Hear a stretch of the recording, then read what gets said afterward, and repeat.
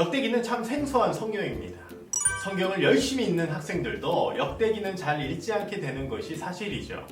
하지만 신구약 성경 66권은 모두 하나님의 말씀입니다. 모두 귀한 하나님의 말씀이에요. 그래서 역대기도 굉장히 중요한데 앞으로 4주 동안은 저와 함께 이 생소한 역대기 중 첫 번째 역대상을 함께 공부해 보려고 합니다.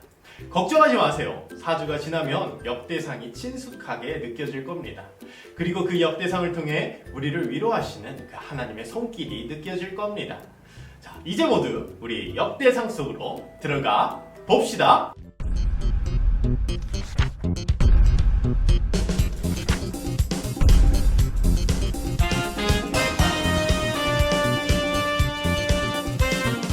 역대기는 두 권, 역대상, 역대하로 이루어져 있습니다. 그리고 히브리어의 이름의 뜻은요, 그날의 사건들입니다. 그날은 어떤 날이냐? 다윗이 이스라엘을 통치하던 시대입니다. 근데 이상하죠? 다윗이 통치하던 시대는 앞서 사무엘 상하, 열왕기 상하에 기록되어 있습니다. 그런데 역대상에서 왜 다시 한번 언급을 할까요?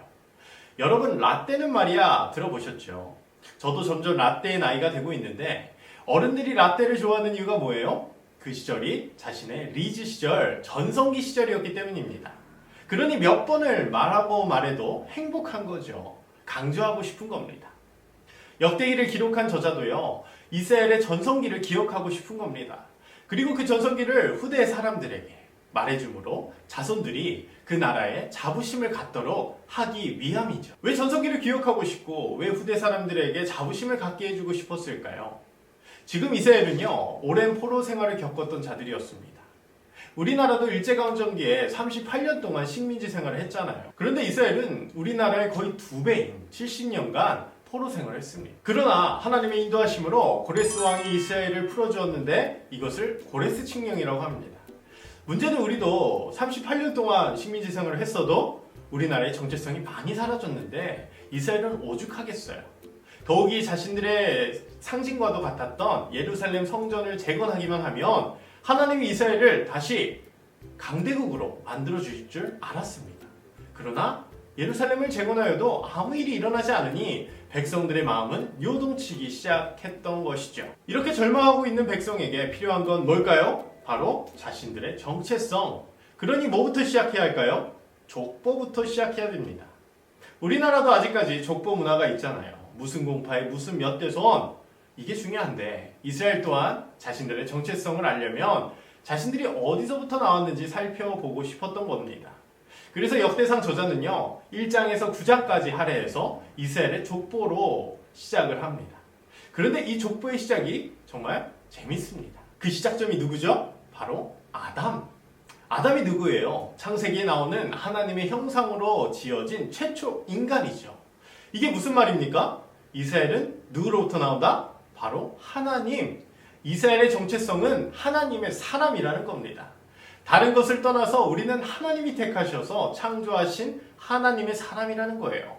그렇게 족보는 하나님의 사람들, 하나님이 택하시고 창조하신 사람들, 그리고 하나님의 이름을 부르고 하나님을 예배했던 자들을 이 역대상 저자가 나열하기 시작하는 겁니다.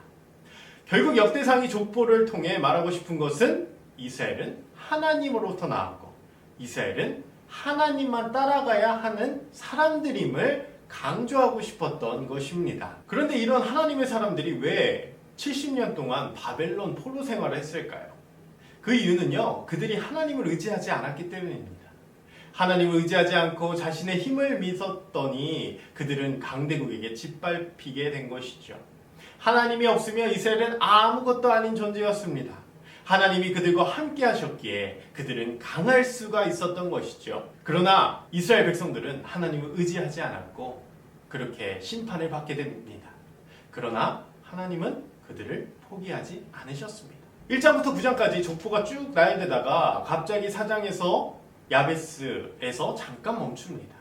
그리고 야베스의 기도에 대해 설명하는데 역대상 4장 10절을 읽어보면 주께서 내게 복을 주시려거든 나의 지역을 넓히시고 주의 손으로 나를 도우사 나로 환난을 벗어나 내게 근심이 없게 하옵소서 하였더니 하나님이 그가 구하는 것을 허락하셨더라 라고 말하고 있습니다. 야베스의 기도를 특별히 소개하는 이유가 뭘까요? 하나님을 의지하여 응답받은 인물을 잠시 주민하여서 이스라엘은 끝까지 하나님을 의지해야 함을 강조하고 있는 것입니다. 그럼 역대상을 통해 우리가 알아야 할 것은 뭘까요? 하나님은 예수님을 통해 우리를 이스라엘과 같은 신분으로 만들어 주셨다는 겁니다. 예수님을 통해 우리도 이스라엘과 같이 하나님께 선택을 받은 사람이라는 겁니다. 그러면 이스라엘 족보는 우리의 족보가 되는 거예요. 우리의 족보의 첫 번째는 누굴까요? 아담. 하나님의 형상대로 창조된 하나님의 사람이라는 겁니다. 그걸 알려주기 위해 역대상 저자는 이 9장의 포로 귀한 자들을 소개하고 있습니다. 하나님을 의지하지 않아서 70년간 포로 생활을 했지만 하나님은 다시 한번 기회를 주시고 포로에서 돌아온 자들을 따스하게 맞아주셨습니다. 하나님을 외면했지만 그들은 여전히 하나님의 사람이고 다시 한번 하나님의 사람으로서 하나님을 의지하라는 것이죠. 우리도 마찬가지입니다. 우리가 하나님을 외면했어도 하나님은 우리를 끝까지 포기하지 않으십니다. 우리는 여전히 하나님의 족보에 들어가 있습니다. 그러니 하나님이 기회를 줄 때 우리는 하나님께로 돌아가야 합니다. 돌아가면 하나님은 우리와 함께 하시고 다시 한번 하나님의 사람으로 당당하게 세상을 살아갈 수 있습니다. 하나님을 믿으세요. 우리는 하나님의 사람입니다. 하나님이 알아서 우리의 발걸음을 지켜주실 것입니다. 우리 이 약속, 이 하나님의 말씀을 의지하며 오늘 하루도 그 신실하신 하나님을 따라가는 우리 청소년부 모두가 되기를 주님의 이름으로 축복합니다.